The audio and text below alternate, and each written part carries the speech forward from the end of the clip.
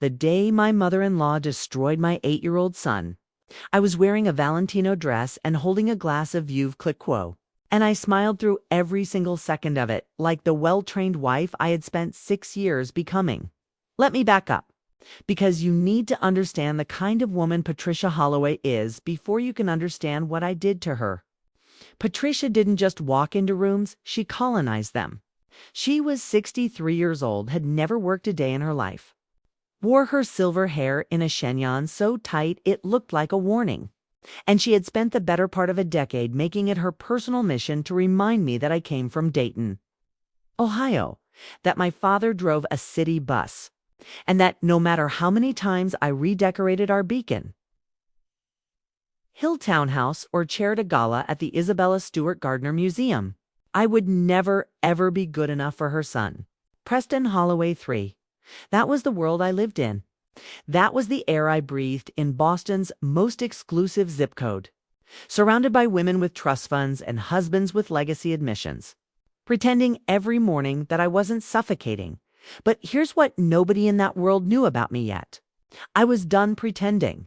The party was a Saturday in early October. The kind of New England afternoon that looks like a J. Crew catalog. Golden light, a slight chill. Leaves turning rust and amber in the garden of our 4-story brownstone on Louisburg Square. I had spent 3 weeks planning Eli's 8th birthday. 3 weeks coordinating with the event company, the custom cake designer, the magician, the inflatable obstacle course that cost more than my first car. Eli had one request, a Lego-themed cake with his name in blue frosting, which I had confirmed twice with the bakery. His little friends from Beacon Hill Day School arrived in their tiny blazers and patent leather shoes, because that's just how birthday parties work when your last name is Holloway. And Eli ran around the garden shrieking with joy. And for exactly 45 minutes that Saturday felt like the perfect life. I had constructed brick by careful brick. Then Patricia arrived. 40 minutes late, no apology, Hermes scarf, and a white cake box from a bakery in Chestnut Hill that I had not ordered from. I want you to burn this next part into your mind, because I've replayed it every single day since it happened. Patricia set the box on the dessert table with a ceremonial kind of patience, the way a woman sets down something she's been looking forward to. She untied the ribbon herself. She lifted the lid herself. And she turned that cake to face the 12 8-year-olds and their parents gathered in my garden. And the cake, white fondant, elegant black script. The kind of lettering that costs real money, read, "Sorry you exist." Patricia looked at my son, who was standing right in front of her with chocolate frosting already on his chin. And she said, clear as a bell, "Honesty is important." Sweetheart? Eli looked at that cake. He looked at the words.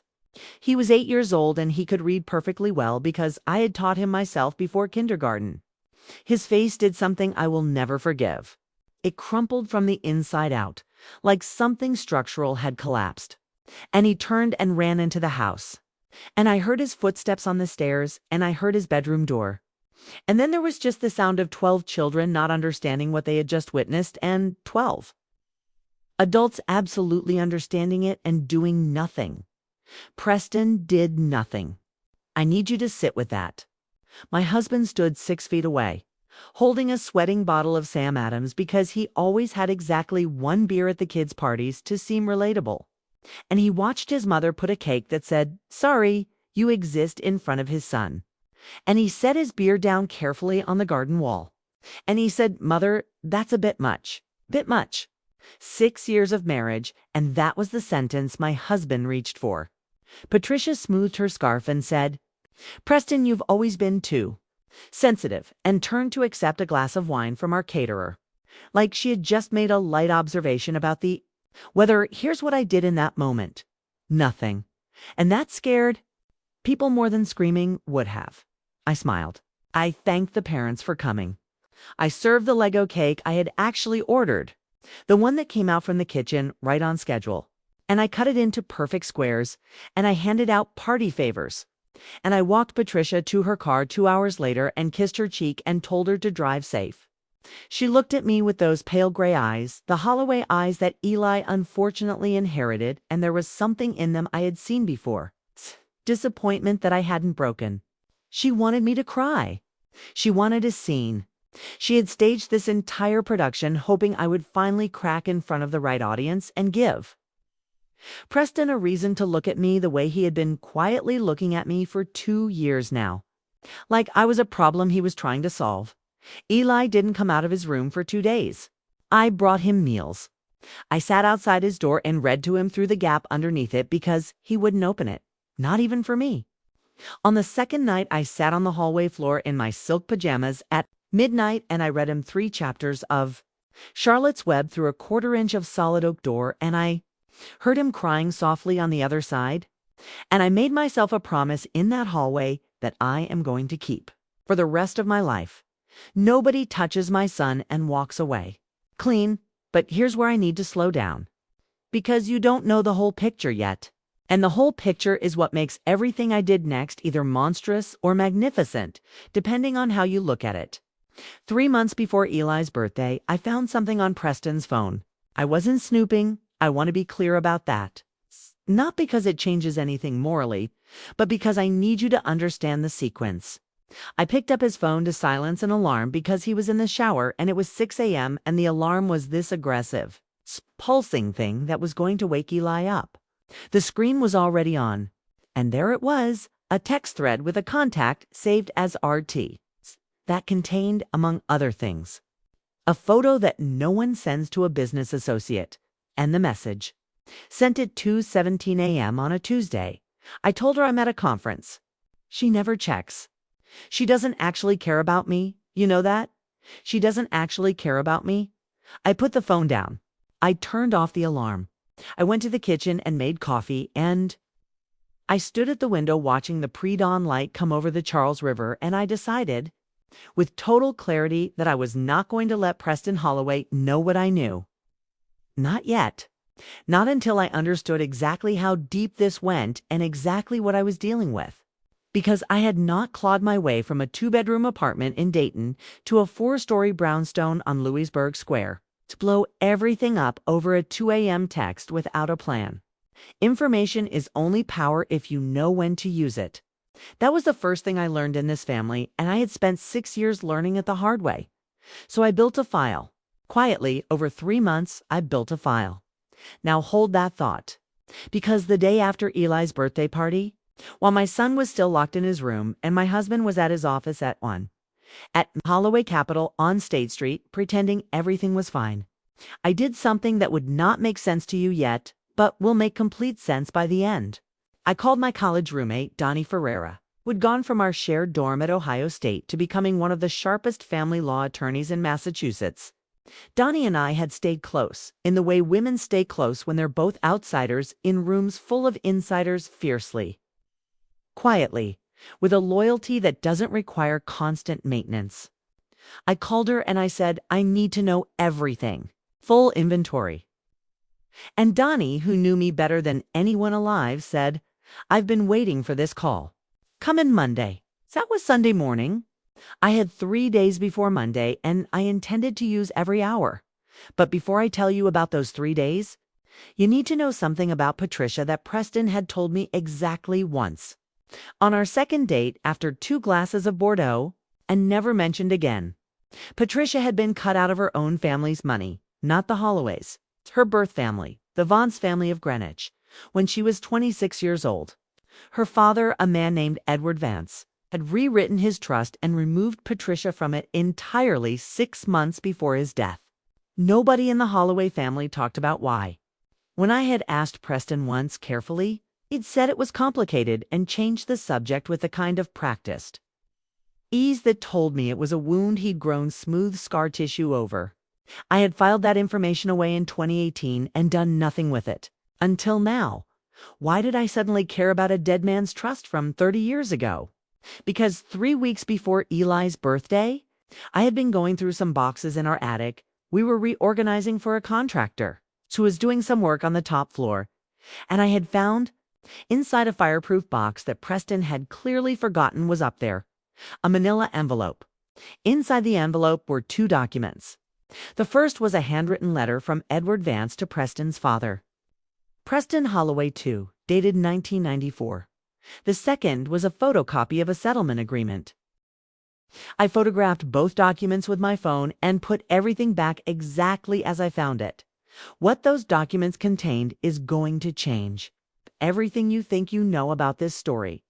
But that reveal is not for right now.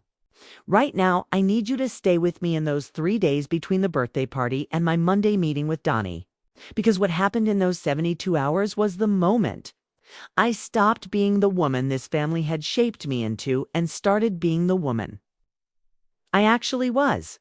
Sunday, Preston came home at 7, which meant he had spent most of the day somewhere that wasn't the office since Holloway Capital didn't run weekend hours. And I knew without asking where he'd been. I had made dinner, halibut, roasted vegetables, bottle of Burgundy that we kept for company but that I opened without ceremony because I needed the ritual of normal. We ate. Preston asked about Eli. I said he was still upstairs. Preston said, "He'll be fine, Lydia. Kids are resilient." I looked at my husband across $600 worth of reclaimed wood dining table, and I thought, you are going to remember saying that. Preston poured himself more wine and said, "I should probably talk to my mother." I said, "Mom."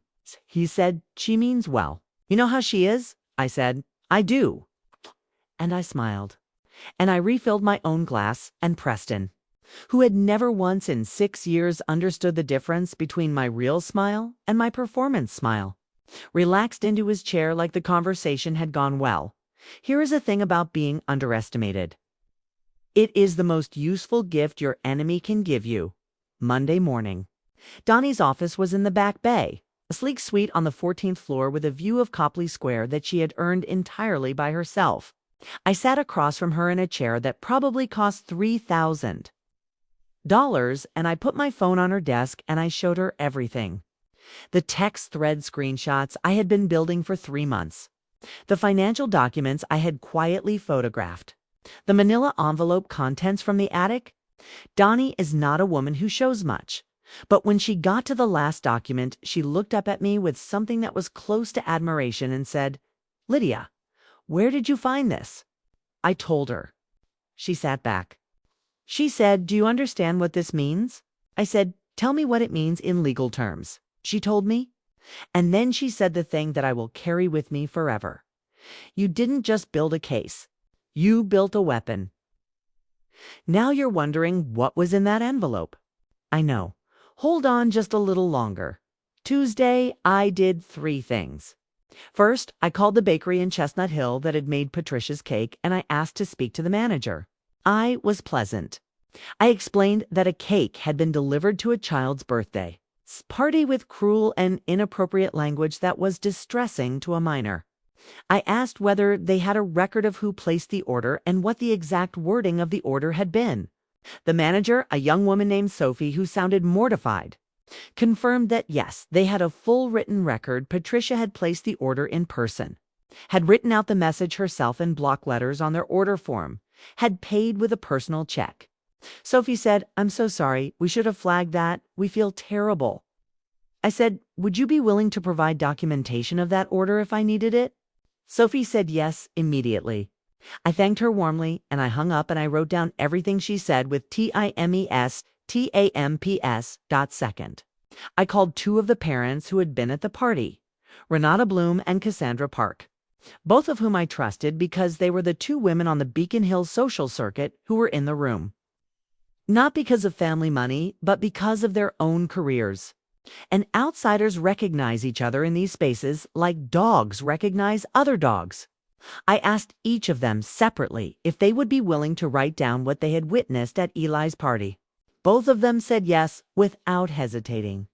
Renata said, "Honestly, Lydia, I've been thinking about it since Saturday." "That woman did that on purpose," I said. "I know." She said, "What are you going to do?" I said, "I'm going to be very careful."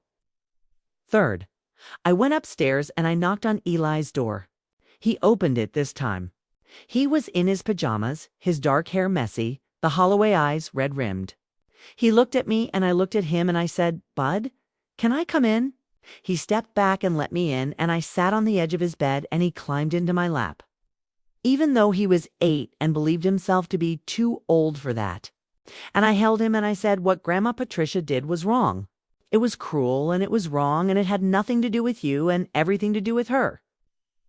He was quiet for a while. Then he said, Mom, why does she hate me? And I said, she doesn't hate you, baby. She hates that you exist, which is a very different thing.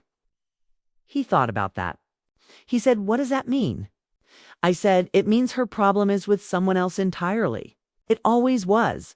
He said, is that why the cake said that? And I said, yes. And he said, are you going to fix it? And I looked at my son, this 8-year-old boy with his father's eyes and his mother's nerve. And I said, I already started. He didn't ask me anything else. He just leaned back into my chest and asked me to put on a movie. We watched The Incredibles and I held him and over the top of his head I stared at the wall and I thought about every move I was going to make and in what order and what each one would cost. Because here's the thing, nobody tells you about revenge in a world like this.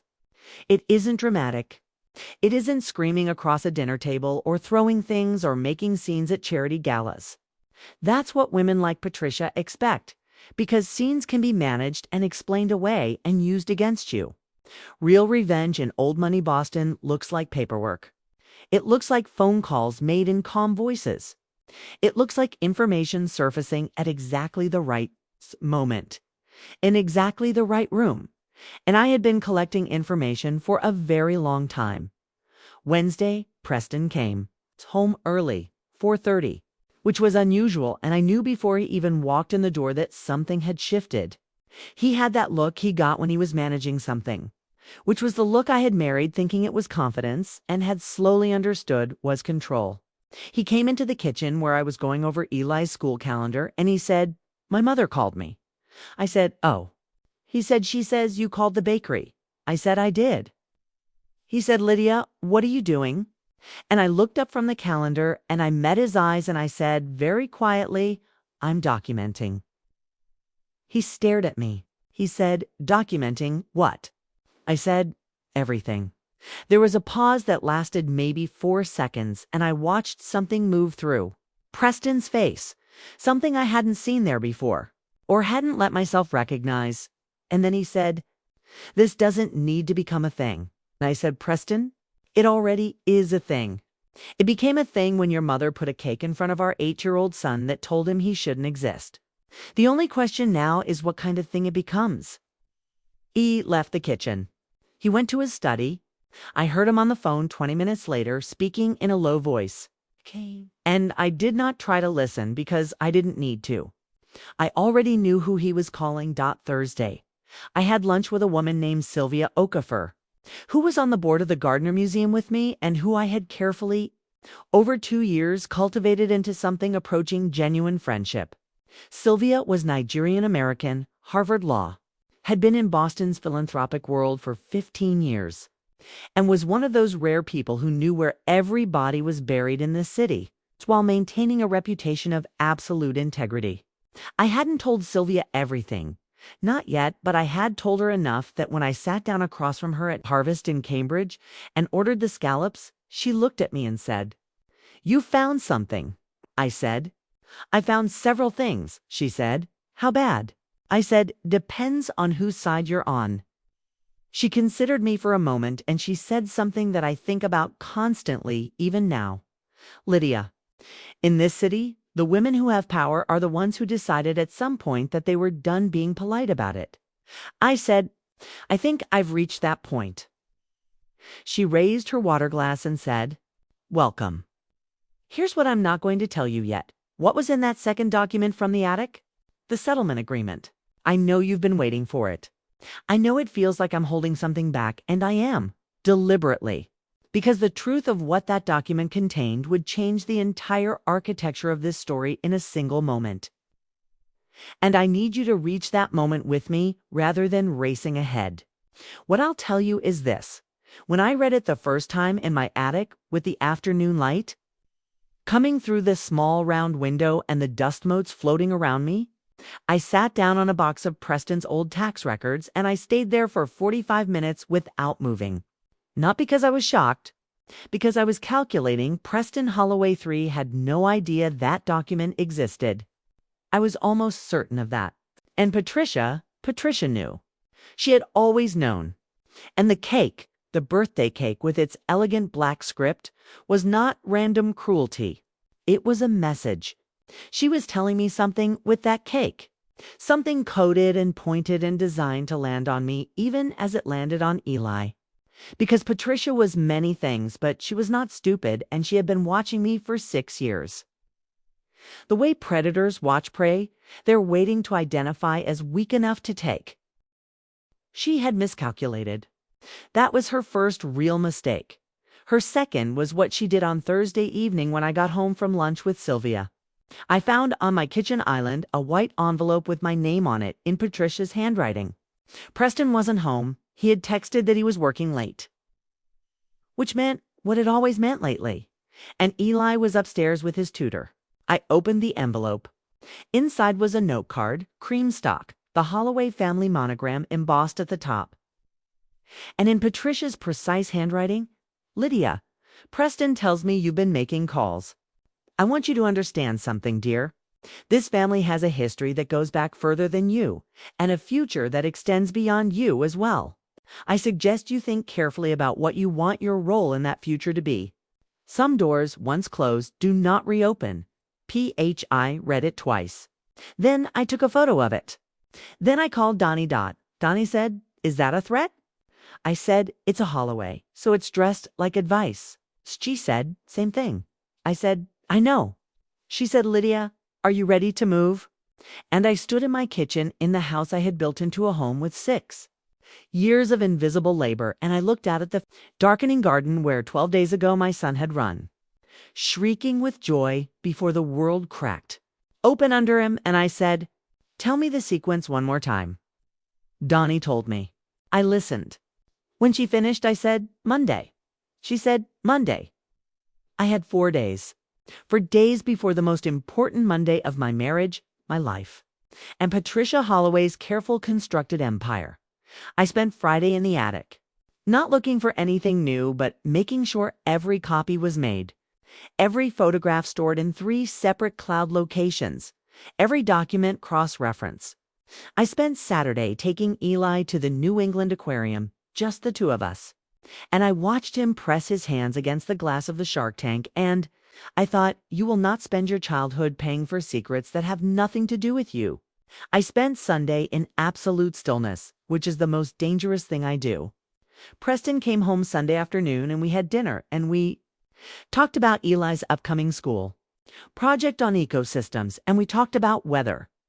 We should go to Nantucket for Thanksgiving as planned. And we talked about everything except the envelope on the kitchen island and the file on my phone and the meeting scheduled for Monday morning. Preston thought the stillness was submission.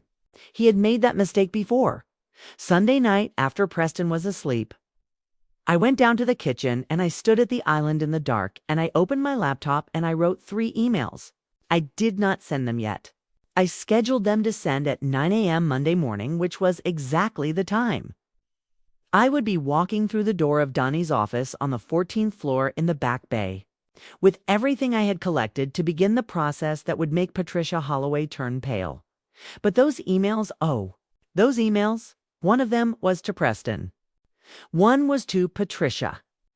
One was to a man named Gerald Ashby, who was the senior partner at the firm that had served as the Holloway family's estate attorney for 31 years, and who had, based on what I had found in that attic, I've been fully complicit in something that changed everything about this family's money and history, or had been kept entirely in the dark. Either way, he was about to have a very interesting Monday. Here's what I want you to remember as we go into the second part of this story. I didn't do any of this because I was angry. Anger is loud and imprecise, and it burns what you need to keep. I did this because my son sat in his room for 2 days after a woman used his birthday to make him feel like a mistake. And I made him a promise in a hallway at midnight. And I am a woman who keeps her promises. I did this because Preston had been calling someone named RT at 2 in the morning for at least 3 months and telling her that I didn't care about him. which meant he had constructed an entirely alternate version of our marriage to justify what he was doing. And he had apparently decided that our history together, Eli's childhood, 6 years of my life were acceptable collateral in that construction. I did this because Patricia Holloway had spent 6 years trying to make me feel like a visitor in my own life, and I had finally, fully decided that the correct response to that was not to leave, but to stay and burn everything down carefully from the inside. And I did this because of what was in that settlement agreement, what had been in that envelope in that attic for years, waiting for someone with enough patience and enough nerve to find it and understand it and use it. 3 days after Eli's birthday party, what I set in motion made Patricia Holloway turn pale. What she didn't know was that turning pale was only the beginning. Monday arrived the way I had willed it to. Cold, clear, unapologetic. I was dressed before Preston woke up. Navy wool blazer, black trousers, my good heels. I got Eli ready for school, made his lunch, drove him to Beacon Hill Day and walked him to the entrance and crouched down and looked him in the face and said, "Today is going to be a good day." He said, "How do you know?" I said, "Because I'm in charge of it." He gave me the particular squinting look he'd been giving me since he was 4. The one that meant he suspected I was doing something interesting and wished he could watch. Then he went inside and I stood on the front steps of that school and I watched the door close behind him and I counted to 10. And I got in my car and I drove to the back bay and I did not feel afraid. I want to be clear about that. After everything, the cake, the envelope, the 2 a.m. texts, the document in the attic, I sat in the car outside Donnie's building at 8:47 a.m. and felt nothing but ready. The 3 emails had sent at 9 exactly. I knew because my phone showed the confirmation as I rode the elevator up to the 14th floor. By the time I sat down across from Donnie and put my bag on our conference table, at least 2 of the 3 recipients had opened their messages. I could tell because my read receipts, which I had turned on deliberately for this occasion and would turn off after, confirmed it.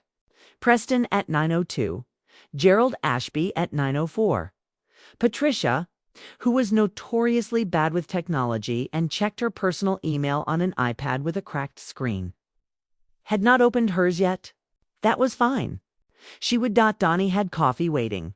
She looked at me and said, "You sleep?" I said, "Enough." She said, "Ready?"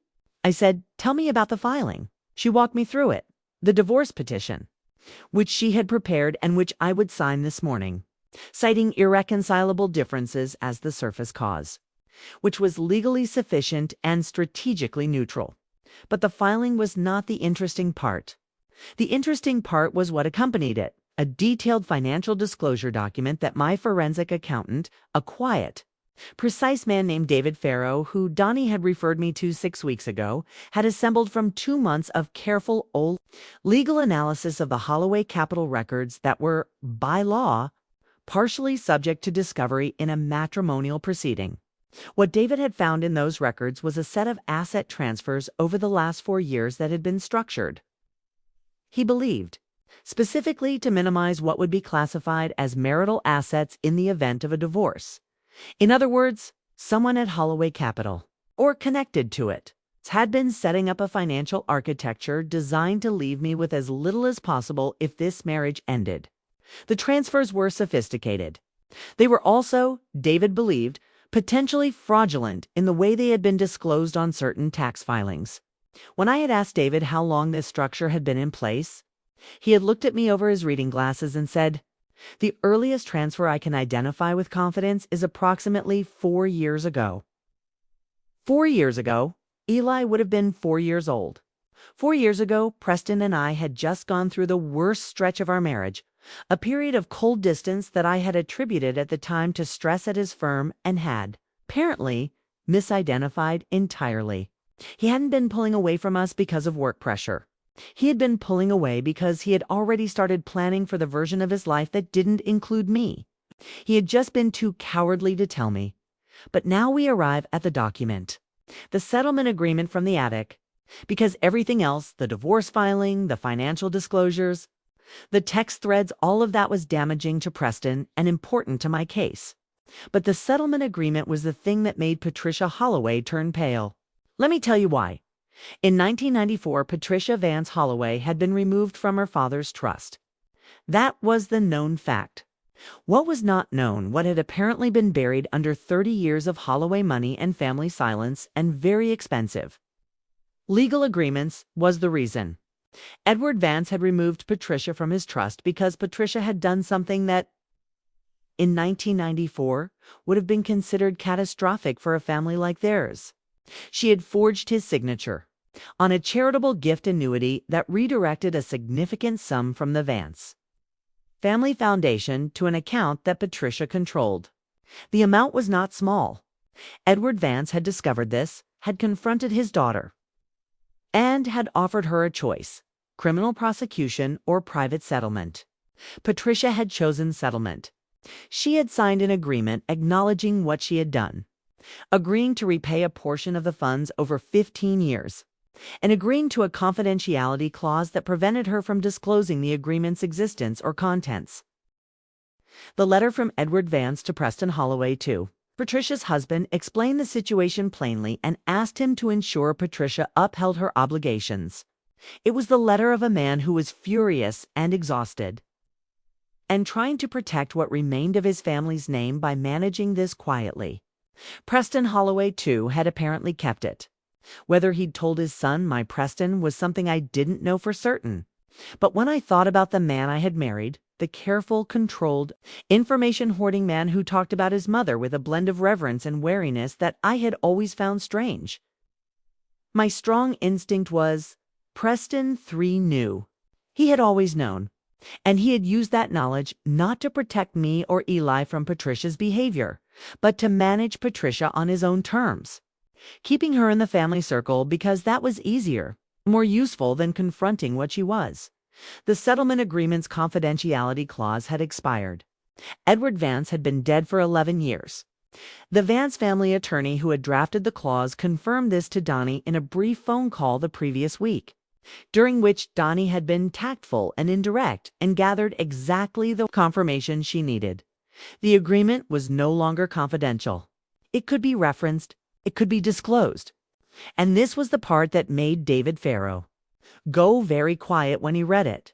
The financial structure of Patricia's settlement repayment had involved Holloway Capital as a pass-through entity at a time when certain tax filings for that entity had not disclosed the liability, which meant that the Holloway family firm had, potentially, a 30-year-old undisclosed obligation on its books and a set of tax documents that did not reflect it.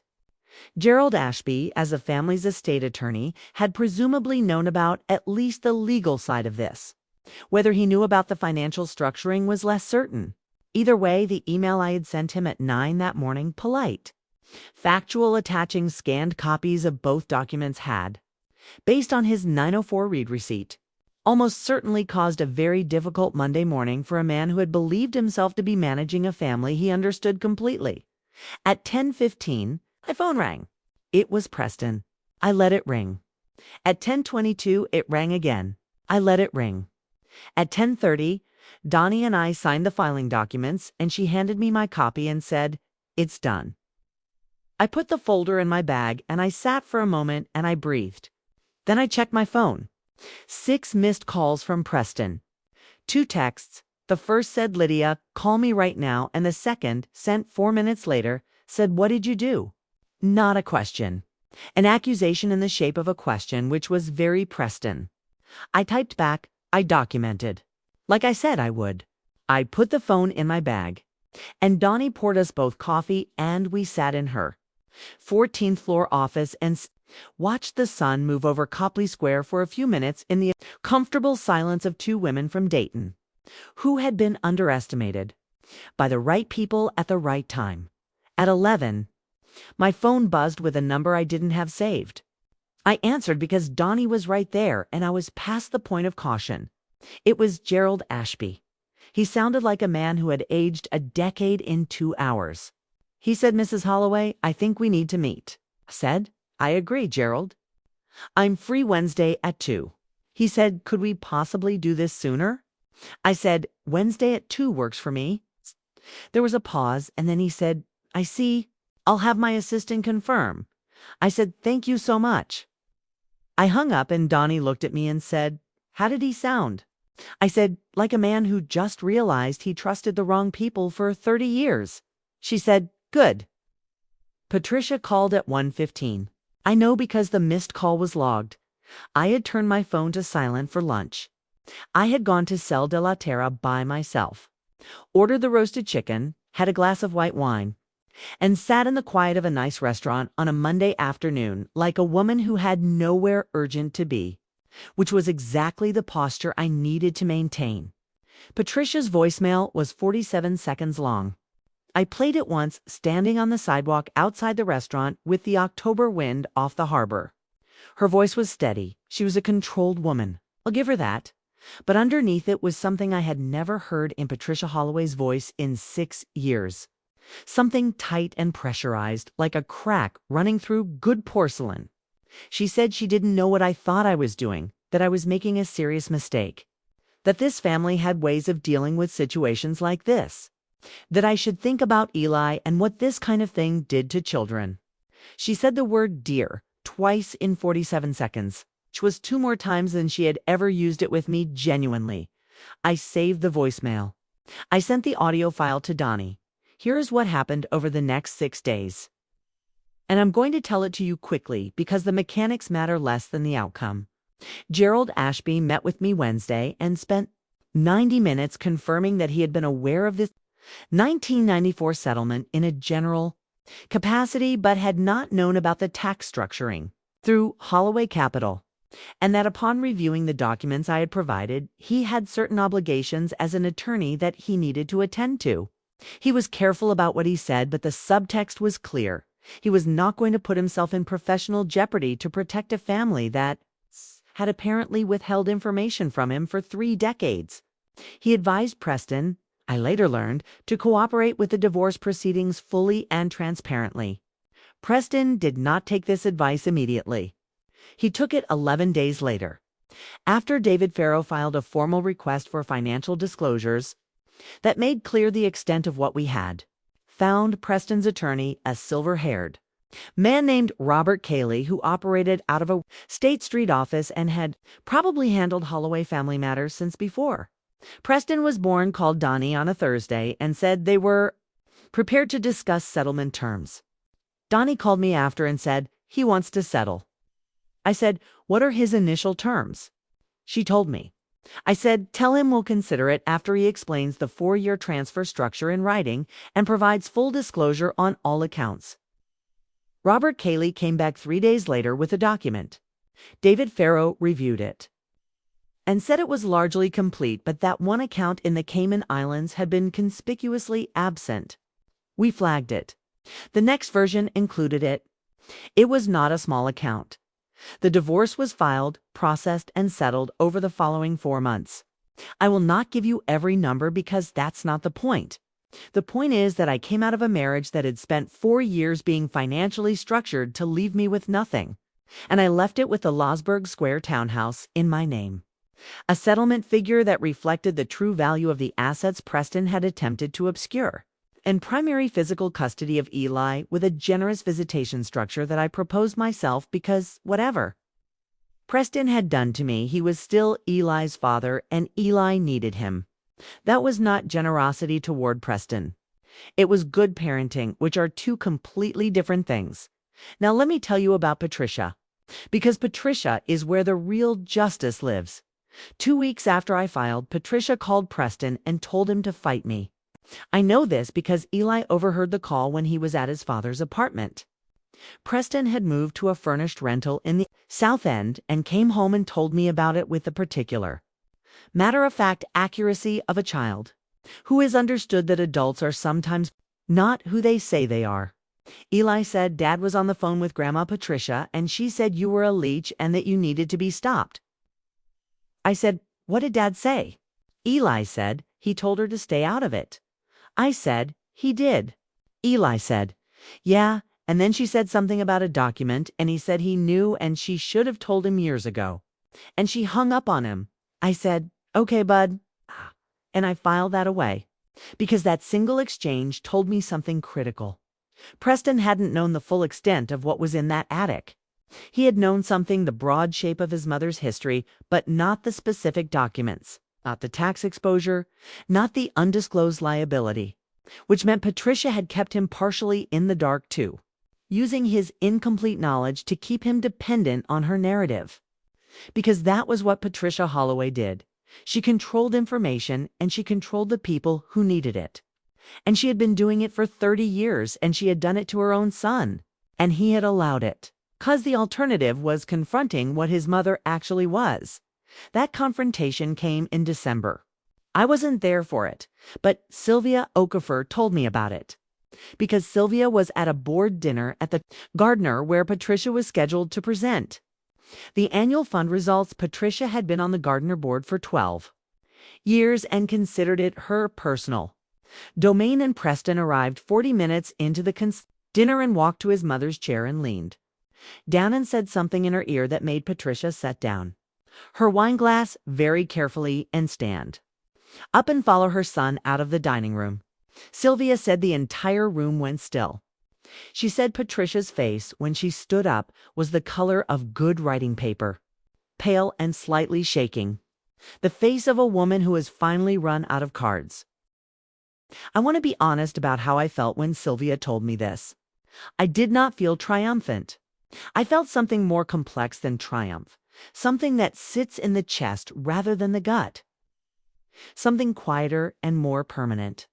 I felt the specific satisfaction of a woman who was told for 6 years that she didn't belong and found out, at the end of it, that she was the only one in the room who had known exactly where she was. The Gardner board asked Patricia to step down in January. I don't know exactly what conversation led to that, and I don't need to.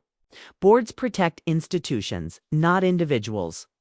And a board of that caliber wasn't going to weather the potential disclosure of a member's 30-year-old fraud settlement, even one past its confidentiality period, without making some adjustments. Patricia resigned before they could ask her twice. Sylvia told me she submitted her resignation via letter, which was very Patricia-controlled to the end. Even in defeat, what happened after that with Patricia and Preston is their story, not mine. What I know is that Preston went to therapy, which his attorney told Donnie, and which made me feel something I hadn't expected. Relief? Not for him exactly. For Eli, because a Preston who was examining himself was a better father than the Preston who had been running from himself for 4 years with a woman named RT and a set of Cayman accounts and a mother's story he'd half accepted. Because the alternative required too much courage. I didn't forgive him. I want to be clear about that. Forgiveness is something you do for yourself when you're ready. And I was not yet ready. And I have no interest in performing readiness I don't feel. But I was willing to work with him for Eli's sake, and we did. And that was enough.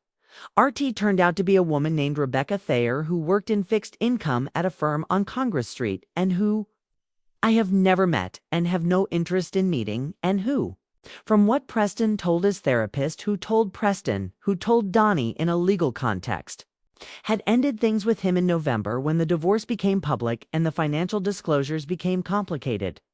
Preston handled this by spending 3 months being miserable and then apparently beginning the actual interior work he had avoided for most of his adult life.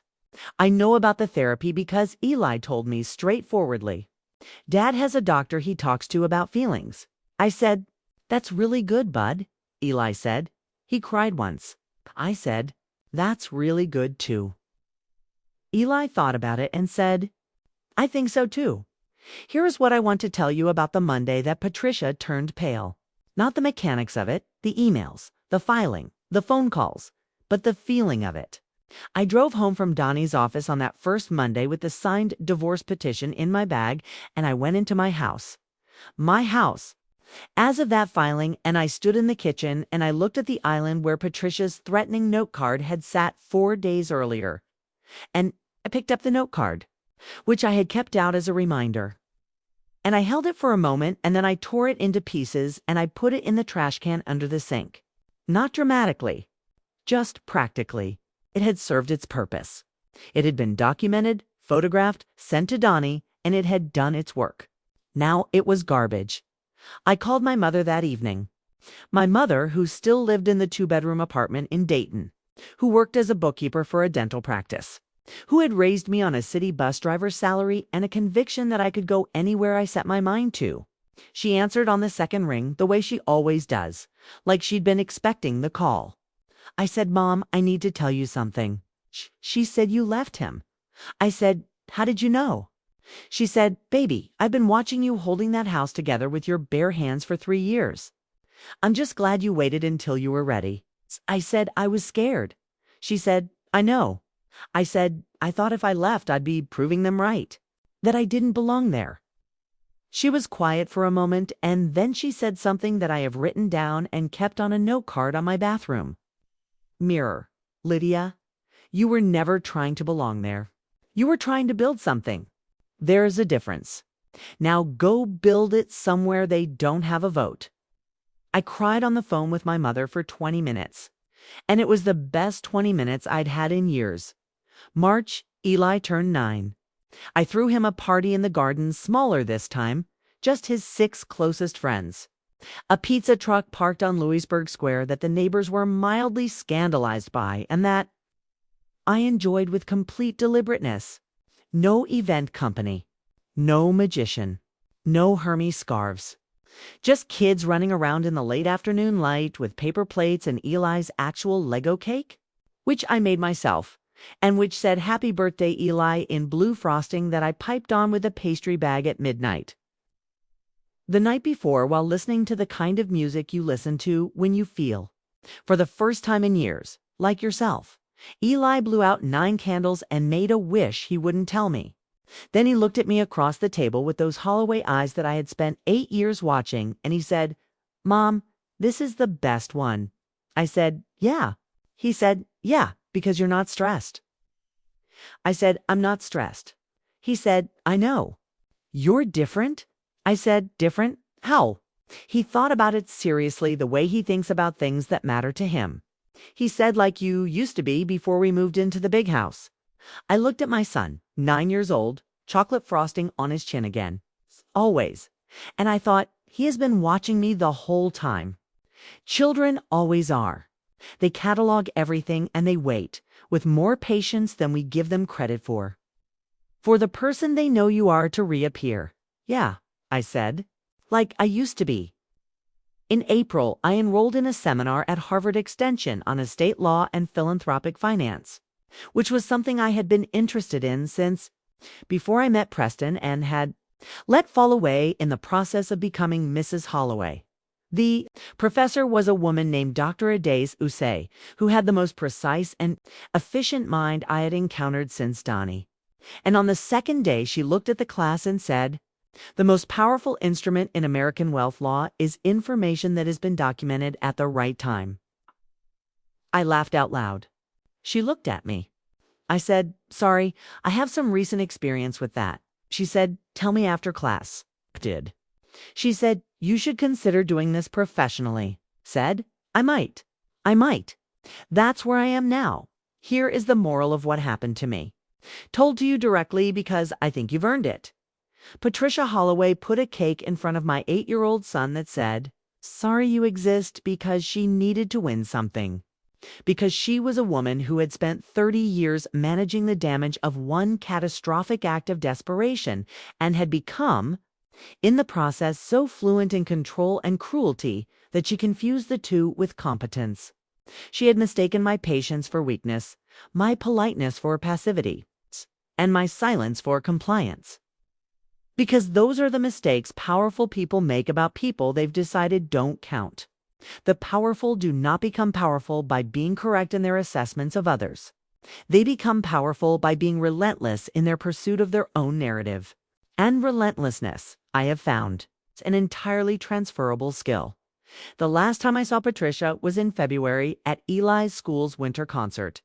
She came with Preston. They had, apparently, reached some kind of cautious détente, which was their business, and she sat 3 rows behind me, and I knew she was there before I turned around because I felt it. The particular quality of attention that woman had always directed at me. The kind that is meant to diminish but that I have recalibrated through effort and time to simply feel like information. After the concert in the hallway, she came to speak to Eli. She crouched down and told him he'd done well on the piano piece. He said thank you politely and then moved close to my side with the easy authority of a child who knows who his people are. Patricia stood up. She looked at me, and I looked back at her, not with anger, not with triumph, just with the level, steady, fully awake gaze of a woman who knows exactly what she knows, and I held it until she was the one who looked away. She did. She looked away first. That is the end of the story. That is the justice. Not a confrontation at a gala. Not a dramatic exposure. Not a scene. Just a woman in a school hallway in February, looking at the woman who tried to erase her and not blinking. And the woman who tried to erase her looking away. My name is Lydia Calloway. I came from Dayton, Ohio. My father drove a city bus.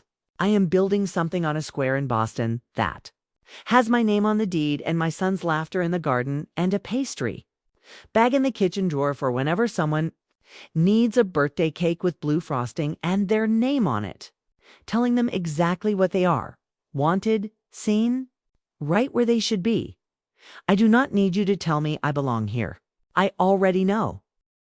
Quick check-in. Where are you watching from? Drop it below and make sure to subscribe for upcoming stories. Thank you for being part of this journey with me. A new story is coming soon. Until then, stay strong and don't lose hope.